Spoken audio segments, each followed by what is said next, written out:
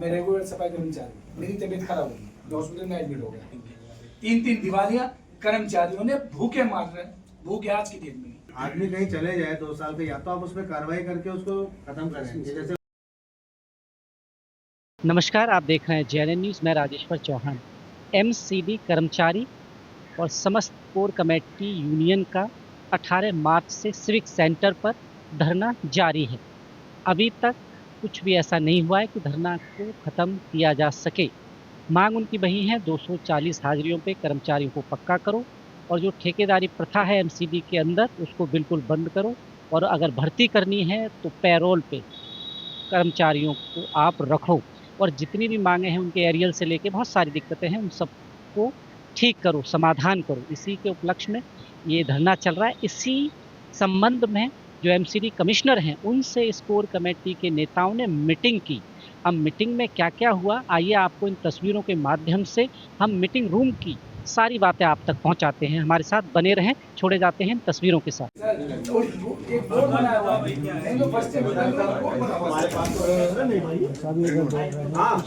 ये बात क्यों करते हो, मेरे को समझ में नहीं आता। सुनाई दे रहा है आप लोगों को क्या? एक्चुअल में इसमें डेम्स ने पॉलिसी जारी की हुई है।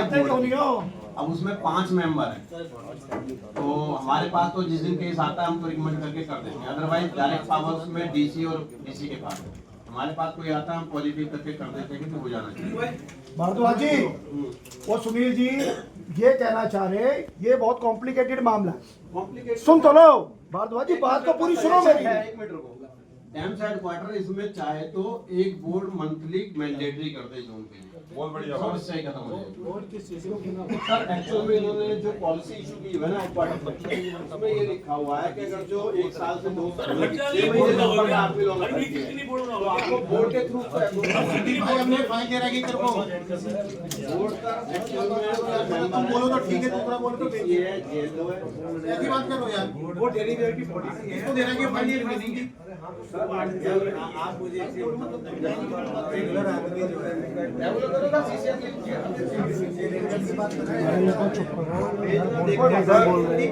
जैसा आपने कहा सर, मैं जितनी बात कर रहा हूँ ऐसे पॉलिसी का बात करनी है, बात मैंने जितनी भी कंपनसेशन ग्रुप की जोड़ के बिनती है परमानेंट सफाई कर्मचारी कर रहा हूँ। देखो मैं एक तो केस भेजिएगा, एक से रेगुलर आदमी आपका CCS रूल से हाँ बिल्कुल CCS रूल से गवर्नड है। रेगुलर आदमी एक बार आपका गया छुट्टी में किसी भी कारण वो जिस दिन ज्वाइनिंग देता है उसी दिन उसको लेना है। वो फिर इज द क्वेश्चन कि उसको नहीं लेंगे उस दिन। सर ये ऑर्डर निकाल दें यार, आपके माध्यम से एक ऑर्डर निकलना चाहिए। सुनील हो गया ये ऑर्डर निकाल देंगे, ऑर्डर निकाल दें। बहुत बढ़िया। मेरा कहने का मतलब ये कि भाई ऑर्डर निकाल दें। ये कहने के बाद और कुछ नहीं बैठेगा, डायरेक्ट ज्वाइनिंग करें। सर एक समस्या है सर, पहले फ्री हो जाएंगे सर। वो आप 1 मिनट सर, ऐसा पीछे से थोड़ा सामने की साइड आ जाइए, शक्ल बढ़िया लग रहा है।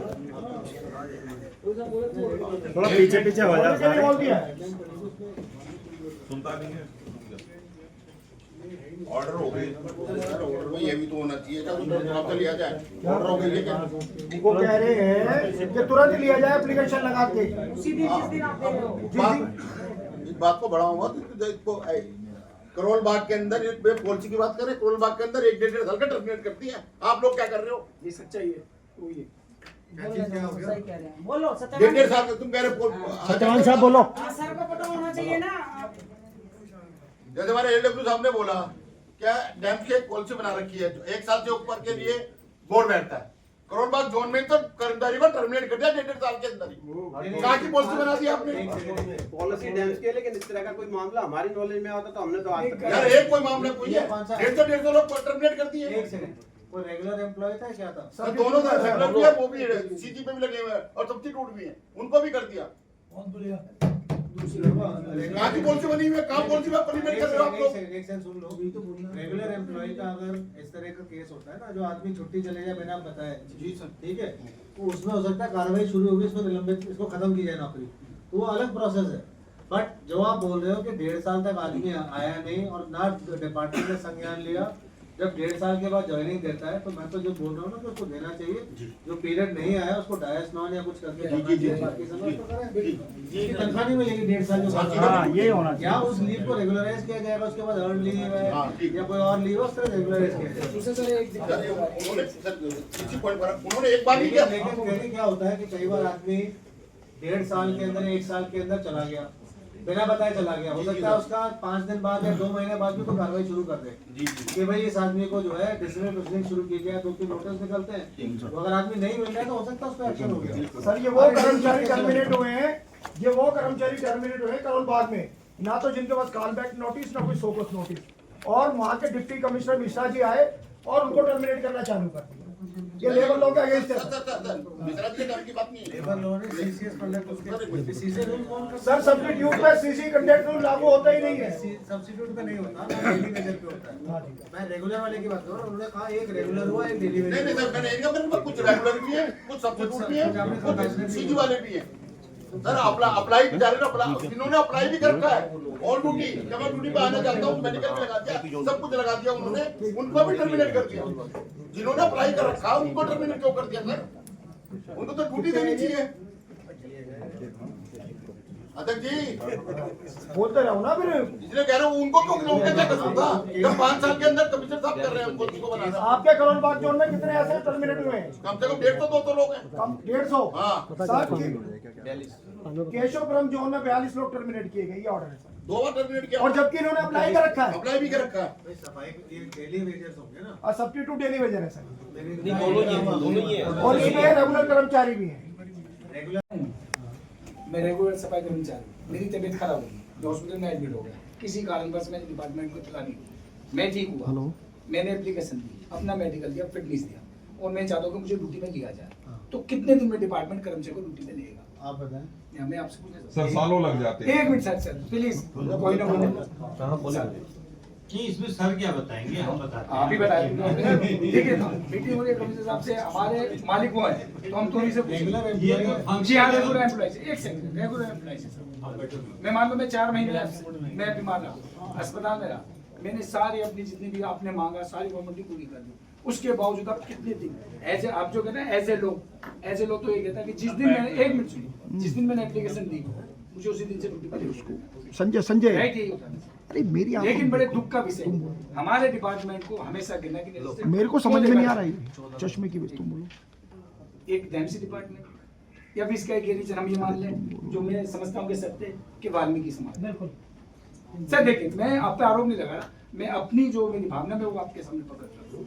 अभी सादा साउथ में कम से कम बड़े से बड़े सादा नोट की बात कर रहा हूँ मैं, एक जोन की बात कर रहा हूँ जिसमें इतनी फाइलें हैं एब्सेंटी की, जिसको पिछले 3 साल से तो हम फॉलो कर रहे हैं, ऑर्डर नहीं हुआ आज तक कर्मचारियों के 3 दिवालियां कर्मचारियों ने भूखे मार रहे हैं, भूखे आज की डेट में।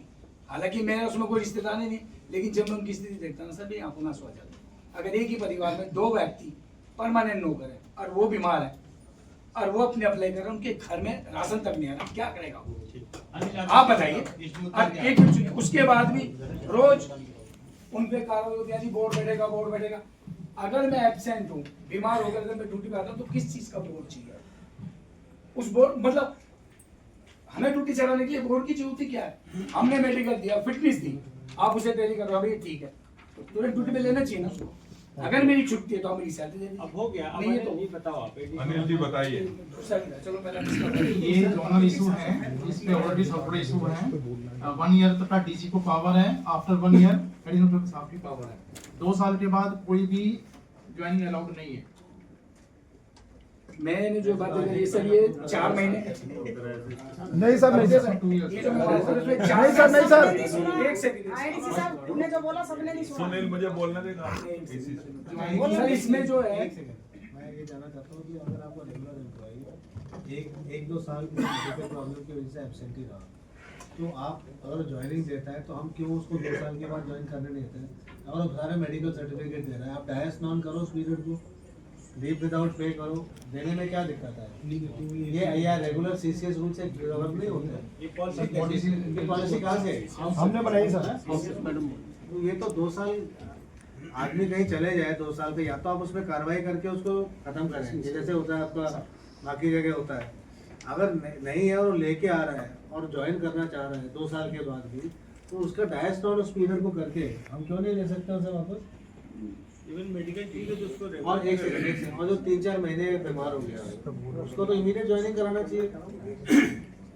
वो तो जोन का इशू है, जोनल डिसीज। उसे भी सर एक साल तक फाइल होती है, उसे भी 2 साल लगे। ये समझ में नहीं आ रहा है इनके भी, तुम बोल दो। सुनिए सर, मैंने 4 उनके भी समझ में नहीं आ दिया रहा। एग्जाम्पल दे रहा हूँ सर, और उसे ड्यूटी चढ़ने में 1.5 साल लग गया। अब उस 1.5 साल का भुगतान कौन करेगा?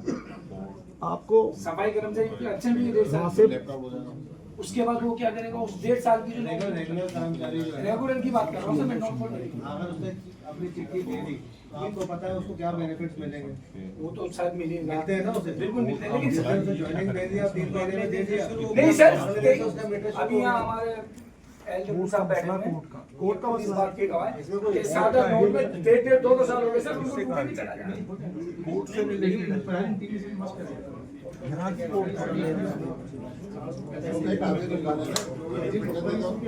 तुम यहाँ जो भाई एडीसी बोल रहा हूँ सर, तो देखो चालू हो गई। सर, अरे चुप हो जा भैया।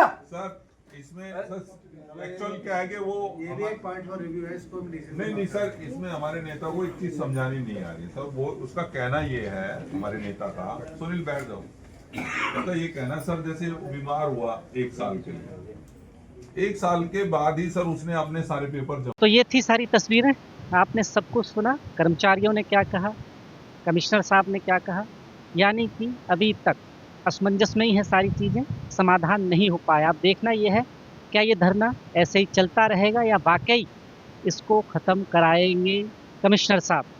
और आपको ये भी पता है कि मेयर इलेक्शंस है, तो अभी ये आसार नहीं लग रहे हैं कि ये धरना ख़त्म होगा।